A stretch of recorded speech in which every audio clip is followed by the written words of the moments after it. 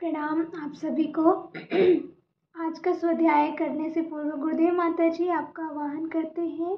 हे सर्वशक्तिमान परब्रह्म परमेश्वर, हे परमपिता, हे विश्व माता, परम पूज्य गुरुदेव, परम वंदनीय माता जी, आपका आवाहन, आपको प्रणाम। धन्यवाद धन्यवाद धन्यवाद। प्रणाम सभी को। आज गुरुजी क्या सिखाना चाहते हैं, आज का जो टॉपिक है विचार और कार्य संतुलित करो। जो हमारे थॉट आते हैं हमारे ब्रेन में, हमारे मस्तिष्क में, जो भी हमारे मस्तिष्क में विचार आते हैं तरह तरह के, अगर आप कभी सोचिएगा तो खुद ही आपको अपने ऊपर हंसी आएगी और लगेगा कि कितना काम करना है कि बहुत सारे विचार आते रहते हैं। तो एक तो हमारा विचार और एक हमारा कार्य जो हम करते हैं, हम जो करते रहते हैं वो करते क्या है और विचार क्या आता है, दोनों में संतुलन हो, दोनों में एक बैलेंस हो, तो कैसे करें। तो गुरुदेव ये बताना चाहते हैं, लिखते हैं गुरुजी कि एक साथ बहुत सारे काम निपटाने के चक्कर में मनोयोग से कोई कार्य पूरा नहीं हो पाता। क्या होता है कि हम एक साथ बहुत सारा काम करना चाहते हैं, हम कान में ईयरफोन लगाए हैं, सोच रहे हैं कुछ पढ़ाई भी हो जाए, सुन भी रहे हैं, और फिर सोच रहे हैं कि कुछ और काम कर लें, चाय बना लें, पोछा लगा लें, झाड़ू भी लगा लें, खाना भी, रोटी भी बेल लें और साथ के साथ कुछ सुन भी लें। और कई सारा काम ये तो कुछ हद तक हो भी जाता है, लेकिन कई लोग और भी बहुत सारा काम एक साथ करते हैं। इधर दूध भी चढ़ा है और उधर जाके हम कहीं चले गए बाज़ार में कुछ लाने, रोड पे निकल के फिर इधर दूध का क्या हाल होगा। तो कहने का तात्पर्य ये ऐसी कई सारे काम है कि हम एक साथ सब काम करना चाहते हैं। दूसरी चीज़ कि हम अभी किसी चीज़ की तैयारी कर रहे हैं, फिर लोगों से सुने तो हम उधर भटक गए, उधर बहलिए कि हाँ हाँ हम ये भी कर सकते हैं, हम ये भी करने लगे। तो गुरुजी लिखते हैं आगे कि आधा अधूरा कार्य छोड़कर मन दूसरे कार्यों की ओर दौड़ने लगता है। यही से श्रम समय की बर्बादी प्रारंभ होती है तथा मन में खीज उत्पन्न होती है। विचार और कार्य सीमित एवं संतुलित कर लेने से श्रम और शक्ति का अपव्यय रुक जाता है और व्यक्ति सफलता के सोपानों पर चढ़ता चला जाता है। गुरुदेव लिखते हैं कि जब हम एक साथ, क्या होता है कि हम पर्टिकुलर किसी चीज़ की तैयारी कर रहे हैं, लेकिन किसी फलाने दोस्त ने कह दिया कि आप ये क्यों नहीं करती, एक बार ये ट्राई करो, तो हम किसी उनकी बात से इन्फ्लुएंस होकर हम कुछ और भी करने लगे। तो क्या होता है, हम ना इधर के रहे ना उधर के रहे, कहावत है कि ना घर का ना घाट का, तो हम कहीं के नहीं रहते हैं और लास्ट में आधा अधूरा काम करने से क्या होता है कि हमारा कोई भी काम पूरा नहीं होता और मन खींच जाता है।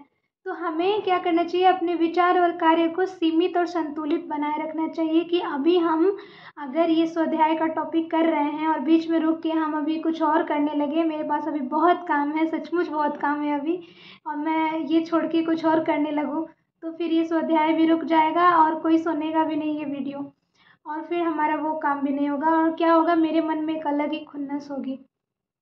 तो हमें पता है कि अभी हम स्वाध्याय कर रहे हैं, बाकी और काम है, स्वाध्याय करके फिर वो सब काम हम करेंगे। तो क्या होता है, अभी स्वाध्याय के टाइम पे पूरा ध्यान, पूरा फोकस स्वाध्याय पे कि हमको स्वाध्याय करना है। तो विचार भी स्वाध्याय का हो रहा है, कार्य भी स्वाध्याय का हो रहा है, तो दोनों में सामंजस्य, संतुलन है, बैलेंस है। तो इससे हम कुछ सीखेंगे, कुछ थोड़ा भी हमारा भला होगा, और इसके बाद उठेंगे तो जो काम करना है उसमें पूरा ध्यान रहेगा।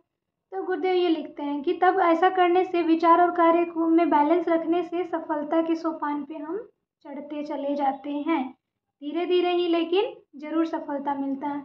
आगे लिखते हैं गुरुजी कि कोई भी काम करते समय अपने मन को उच्च भाव से और संस्कारों से ओतप्रोत रखना ही सांसारिक जीवन में सफलता का मूल मंत्र है। कोई भी काम कर रहे हैं, आप खाना बना रहे हैं, ऑफिस के काम में के लिए जा रहे हैं, ऑफिस में बहुत बर्डन आ रहा है, तो लोग आए दिन शिकायतें करते रहते हैं।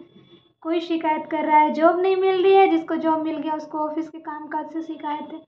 तो हर चीज़ को एक अपॉर्चुनिटी, एक सुअवसर समझिए। जिसको जॉब नहीं मिल रही, वो पढ़ने को मिल रहा है, उस जॉब की तैयारी करने के लिए इतने अच्छे अच्छे ज्ञान को अर्जित करने का टाइम मिल रहा है। हम रोज़ नए नए ज्ञान को अर्जित कर रहे हैं, दुनिया में बहुत ज्ञान है, तो ये कितनी बड़ी अपॉर्चुनिटी है। एक बार जॉब लग गई तो जॉब में इतने अच्छे अच्छे टारगेट पूरा करने को मिल रहा है, 24 घंटे का हम सदुपयोग कर रहे हैं और हम सक्षम हो पा रहे हैं कि हम कुछ अर्निंग कर पा रहे हैं। तो हर चीज़ के लिए खुद को ग्रेटफुल मानिए, खुद को शाबाशी दीजिए, ग्रेटिट्यूड करिए, और हर चीज़ के लिए क्या उच्च भाव रखना है, कभी भी निराश मन से कोई काम नहीं करना है। जिस मन से, कहते हैं ना, ऊर्जा का खेल है, एनर्जी का खेल है। हर खेल एनर्जी का है संसार में। जिस भाव से हम करते हैं, जो इंटेंशन से करते हैं, वही हमें मिलता है। तो आगे गुरुजी लिखते हैं, हम जहाँ रह रहे हैं उसे नहीं बदल सकते, पर अपने आप को बदलकर हर स्थिति में आनंद ले सकते हैं।